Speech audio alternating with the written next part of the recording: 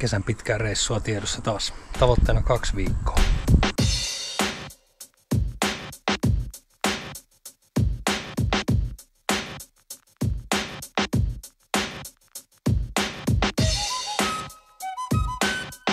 Totta vie. Jo perinteiseksi muodostunut pitkää kesää, eli pitkähtö pyörälenkki keskellä parasta suvea. 2 viikkoa ja Lappeenranta, Tornio, Tukholma. Siitä vähän moottorivoimaa Rapakon yli ja sitten pyörällä vielä Vikaleiki Kotsaan. Ihan helvetin mukavaa täällä kyllä.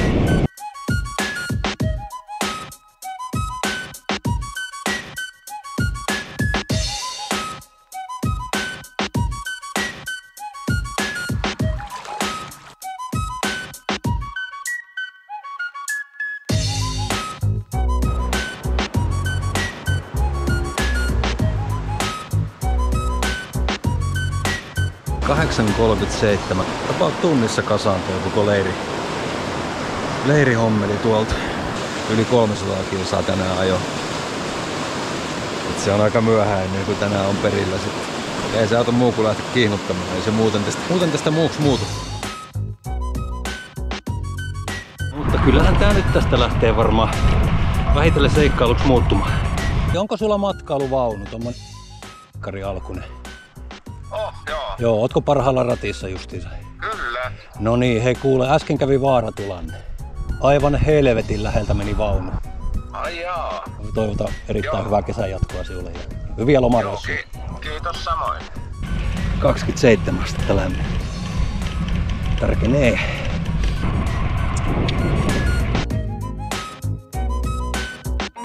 Nyt on ihan pari kilsaa enää tuohon maaliin ja mittarissa on 3.16. Varmaan asettuu jo 3.20. Viimeinen satana on tuolta yli 30.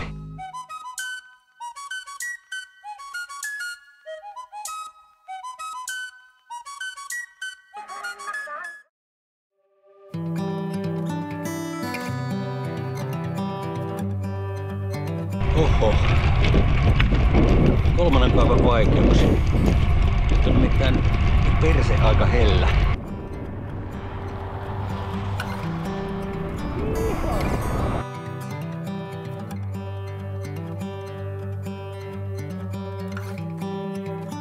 Ja tämän mukaan meitsi saapuisi nyt Lappiin. Ainakin melkein. Saatana. Nyt ollaan Ruotsissa.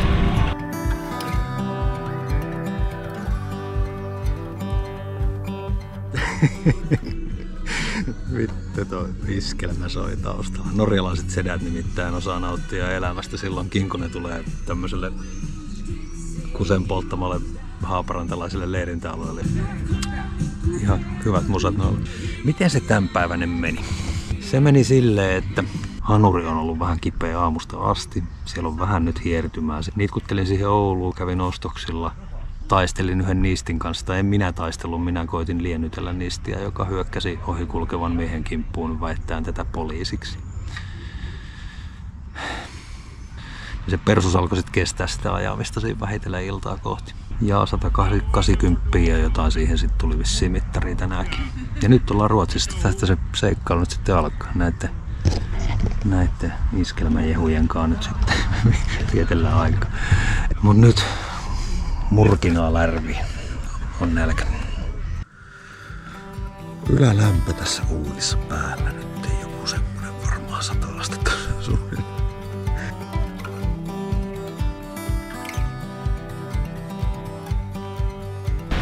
Hemmetti mikä joki. Tämä on siis Kalixjoki.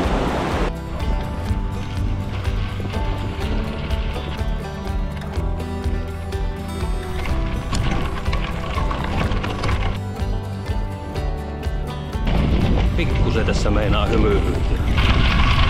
Ai saat. Arvatkaas pitkältikö sitä oli. Sitä oli 15 kilsa.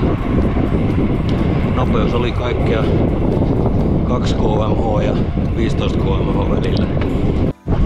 Kattelin tuossa itselleni uimarantapaikan tästä kaupungin läheltä, niin nyt kun sitä lähestyn, niin tuossa sanotaan, että Livsfarlig. Puolustusvoimien kyltit tuossa metänkupeessa. Hengenvaarallinen metsä. Tuleeko sieltä noin spollet häätää minut pois? Vaikka täällä Ruotsin puolustusvoimien harjoitusalueiden keskellä ollaankin, niin eipä täällä kieltoja leiriytymiseen ollut. Keltan laitoin tuonne johonkin tonne puskaan jemma. Kellon ollessa tasan 8 kameli vierähtää liikkeelle täältä uimarannan kupeesta ja vessapaperia ihan sikana täällä maastossa. Katsokaa. Kovia tyyppejä ulostelemaan tänne maastoon nämä ruottalaiset. Virittää nämä spandexit päälle, niin sen jälkeen on ykköset on sitä mieltä, että pitopöytä on katettu. Housut on läpimäräät, ei ollut kuivunut yön aikana yhtään. Takarengas on tyhjä, voi vittu. Tää lähti hyvin.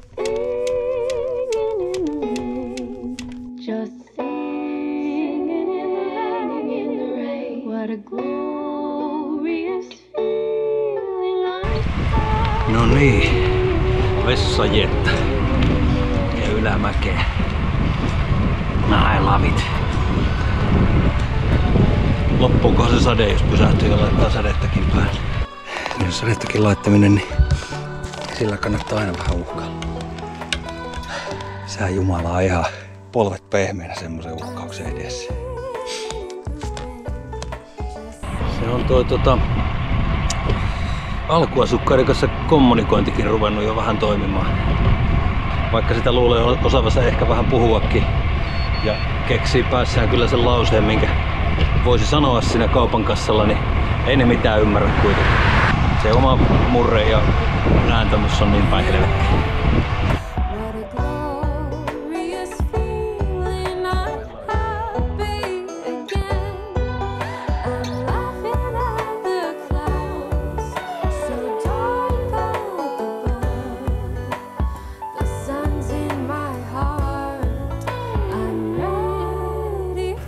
Vielä piti pysähtyä tänne hengittelemään, kun tuntuu siltä, että ei kuule yhtään mihinkään. Sitten kun pysähtyy, niin huomaa, että koko ajan tullaan ylämäkeen.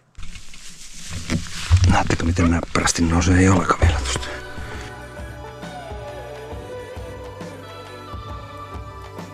Dime cheesecake.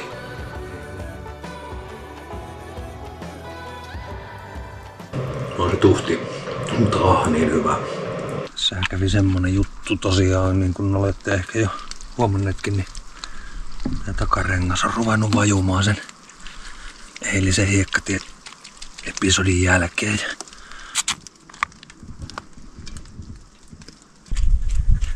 Ravistellaan nyt nämä liitkut kunnolla jo. Mutta katsokaa ketjua. Kovasti on oranssi.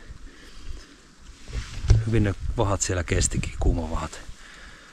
1000 kilsaa, mutta me laitan nyt tätä vahalitkua squirtti-lupea tohon ketjuun. Tänään ja huomenna on reissun mäkisimmät päivät. Ylämäkisimmät.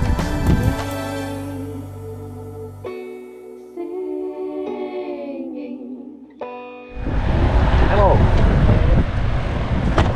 Lunchtime! And you are not afraid because wild animals? No. No? I'm from Finland. Okay.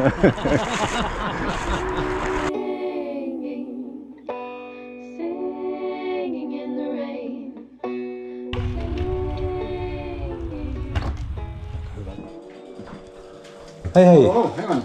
How are you? How are you? You're the biker? Yep. The Cervelo? Where are you from? Finland. Finland. Okay. Where are you going? Stockholm. No niin, täällä Oselessa perillä. Päivän homma oli se, että nousua oli luvattu tosi paljon tuohon matkalle ja olihan sitä. Mutta oli myös hyvä myötätuuli. Ihan meni suitsait. Sen teltta näkyy tuolla puujuuressa ja noita hollantilaisia gravel-tyyppejä telttoutuu tuohon viereen. Tein tommosia sämpyläjuttuja tässä.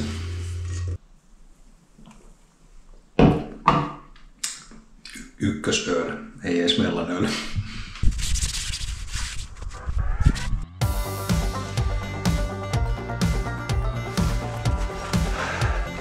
The difficult part. Mitä poroja täälläkin näköjään. Aika etelässä vieläpä. Tuuli on takana ja alamäkeä tälle päivälle, niin mikä sen parempaa. Nyt on tultu eka kohta tunti, niin 30. Ihanata. Eli on tosiaan mielenkiintoista nähdä, että milloin tästä matkani sitten käy täältä metsästäjäkeräilijäheimojen asuttamilta seudulta tuonne agraarifeodaali maille, joissa kuningas kovalla kädellä hallitsee ja pellolla kasvaa myös viljaa.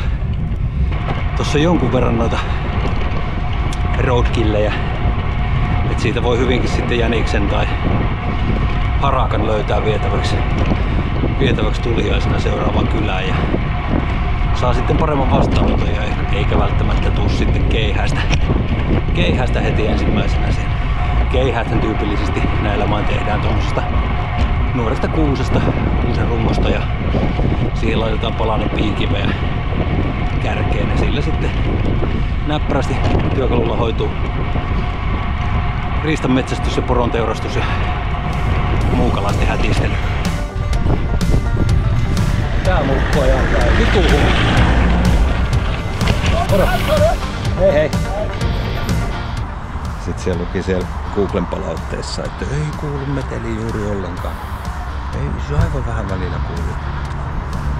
Hirvetä paskapuhetta. Tossahan nuo rekat näkyy vittu, kun ne pauhaa menee.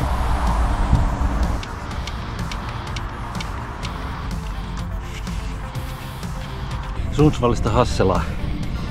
Niin nytkin on 5 kilsaa noustu. Ja toi jyrkkyys vaihtelee tossa 5 ja 7 kilsan välillä. Hei! Vastaan tulevia kisaajia, numerolapputyyppejä. Nordcup 4 tonnia on se kisan nimi. Lähtee Italiasta Veronasta. 350 osallistujaa. On ne kovia. Kovat on kovia. Ja sit ne ketkä ei oo kovia, niin ne harrastaa tällaista lomailua. Hengaillaan leirintäalueella ja pestää ajohousuja.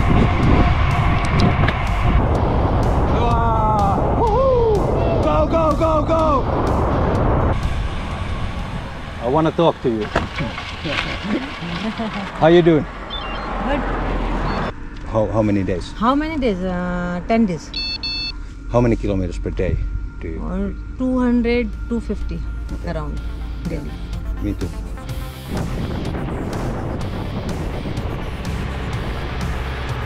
Mä ajattelin, että siinä päästään nyt hyvät traktoripeesit kokemaan, mutta ei se kulkenut mihinkään, vanha paska. No nyt olemme saapuneet näille varsinaisille viljaville vainioille, mitä täällä ruotsalaisten melko maanläheisessä, joku voisi sanoa alkeellisessa, mutta minä en käytä sitä sanaa elämänmuodossakin suositaan, kun tullaan tänne etelämmäksi. Viljastahan tehdään näkkileipää. Ruotsalainenhan ei koskaan syö leipää pehmeänä, vaan sen on oltava knäckebröd, sanoo paikallinen. Ja kun menee tuonne paikallisen tapulikaupungin, missä erilaiset affäärit ja pienet handelit ovat paremmin varusteltuja, niin siellä saattaa knäckebröd-hyllan olla jopa metrien mittainen.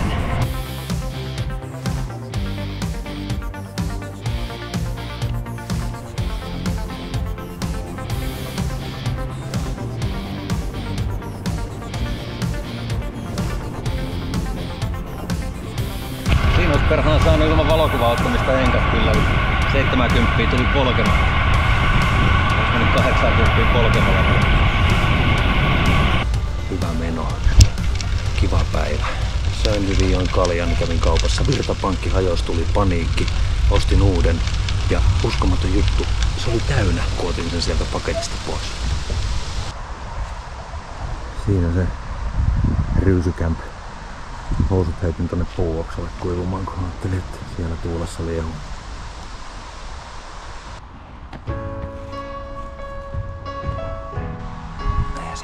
maksua.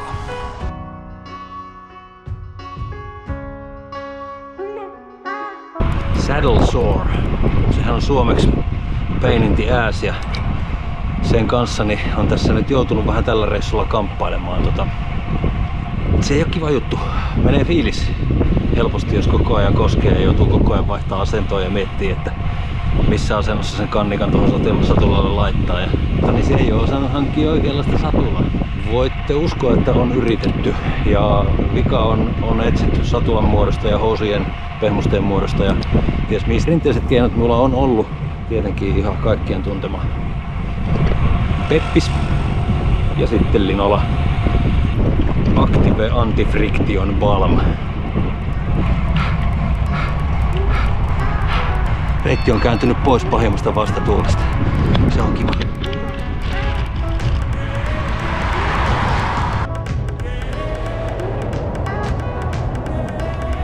Ruotsalaista on siis kohteliaita. Niin kuin Heile Peis aikanaankin sketsissään totesi, niin ruotsalaisen kohteliaisuus on rajatonta. Thank you for farting in my sauna. Autojen ohittamisessa näkyy silleen, että tosi hyvin ne kyllä nappaa tuolta toisen kaistan puolelta.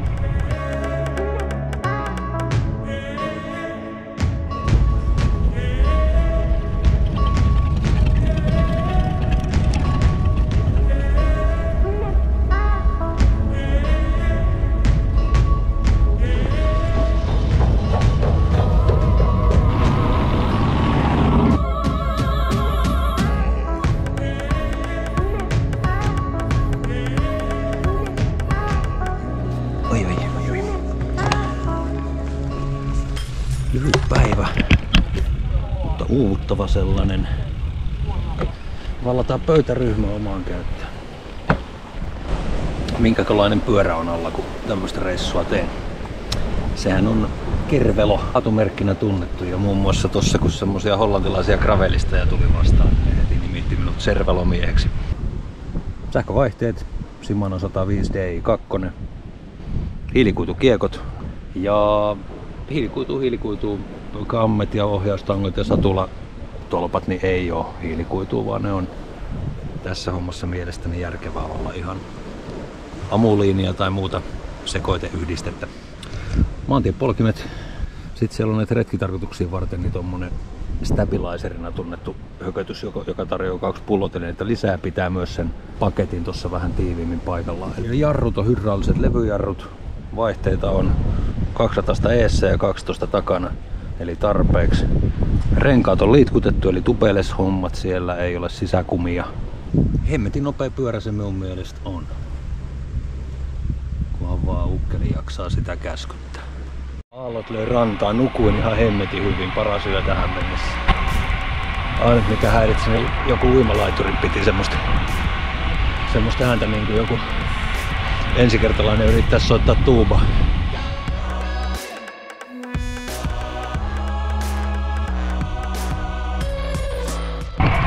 Hittolainen kun kuplii hyvä olo. No niin perkeleen onnellinen fiilis jotenkin nyt. Oli niin hyvä yö. Hyvät unet ja mahtavat mestat. Saatana nää on upeita paikkoja. Minä vähän luulen, että nyt ollaan tän reissun niinku ytimessä.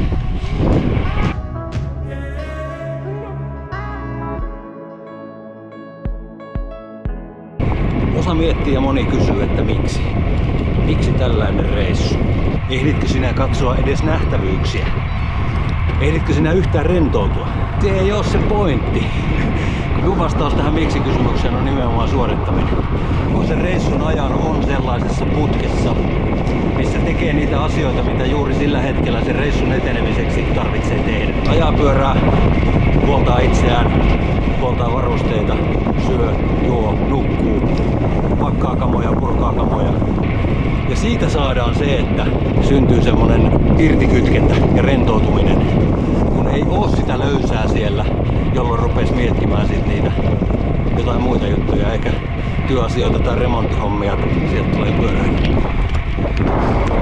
Hei! Klassinen maantiepyöräilijä hillitty moikkaus, 4 sormea ylös ohjaustangosta.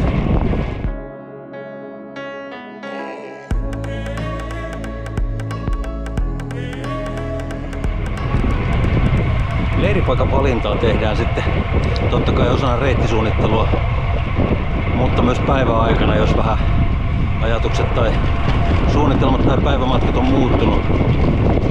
Ja oma kaava on ollut se, että haluan silloin tällöin piipahtaa lämpimässä suihkussa ja lataamassa laitteiden akkuja ja nauttimassa tällaisista leirintäalueiden tarjoamista mukavuuksista. Niin sen takia pyrin tekemään semmoisen suunnitelman, missä joka toiselle yölle on leirintäalue ja joka toiselle yölle on puska. Ja leirintäalueella tapaa ihmisiä ja voi jutella heidän kanssaan. Se on aina mukavaa. Mut välillä on sit mukava mököttää itekseen uimaratolle. Nimenomaan siksi, ettei tarvitse tavata ihmisiä. Laitoon suomalaisen ukrilaiseen tapaan. Uimarannalla on monesti, siellä on vähän katosta, siellä voi olla veskit, siellä voi olla pöytää ja penkkiä. Ja niistä on yllättävän paljon iloa siinä kamojen kanssa välppäämisessä ja kaikenlaisessa leiriytymisessä. Google Mapsista vaan parkplatsit esille, niin monta hyvää uimarantaa löytyy tälläkin reissulla. Majapaikat ihan sillä keinolla. Mitä te olette? Jotain kalppuneita. No ei oo tämmösiä kyllä Suomessa näkyy.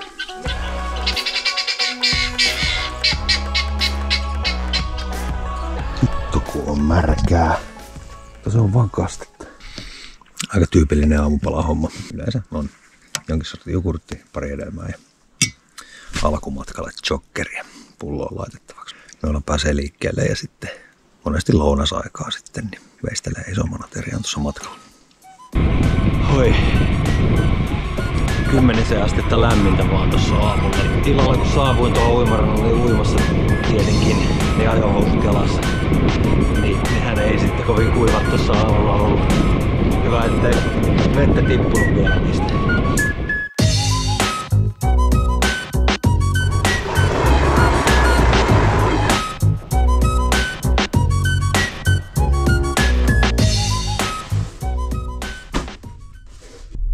Melko raikas fiilis on nyt kyllä. Tuntuu hyvältä. Teltta kuivuu, ajovaatteet on pesty. Kaljaa. Käsittääkseni tää on se hetki, kun ruvetaan heittelemään noita kalusteita tonne mereen.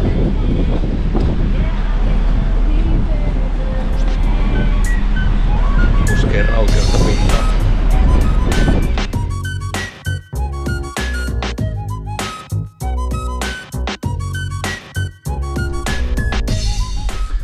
Siinäpä näkyy tarviketta nyt laivan hytin lattialle esille pantuna. Oikeastaan aika lailla kaikkea on tullut käytettyä. Eli voisi sanoa, että mitään sellaista ihan täysin turhaa ei ollut mukana. Ovet ovat avautuneet.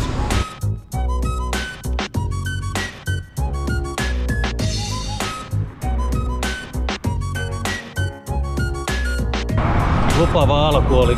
Tulin tuolta laivasta ulos, niin Katajanokalla heti siinä, missä ekat ratikkakiskot on, niin vetäsin niihin kiskoihin. Ja takarengas upposi sinne kiskoihin ja tuli semmonen hieno skiddi sivuliiraus siinä, mutta ei käynyt kuinkaan muuta kuin helvetin monen säikähys.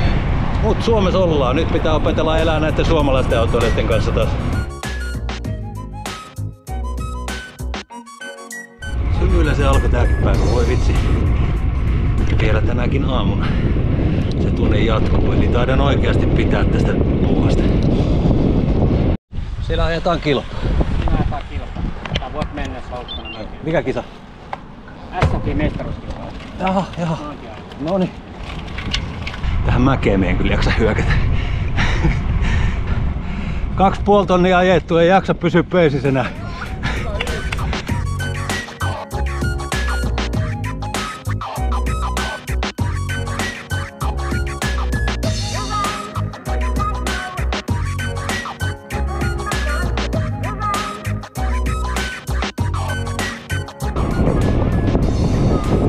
Viimeistä päivää, vaan ei kuin viimeistä päivää.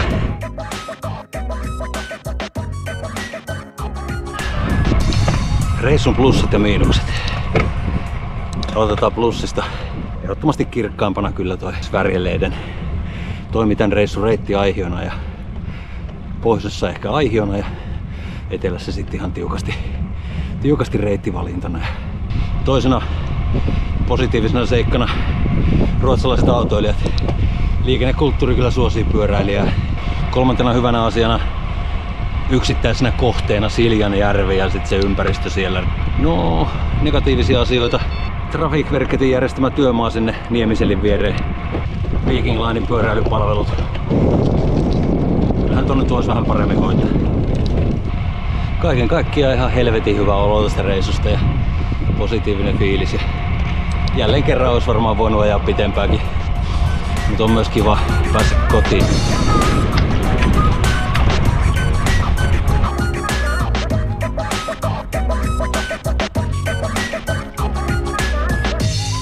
Siitä poikki Haminassa. 2,5 tonnia ja desimaalit summataan siihen vielä päälle, niin pikkusen yli.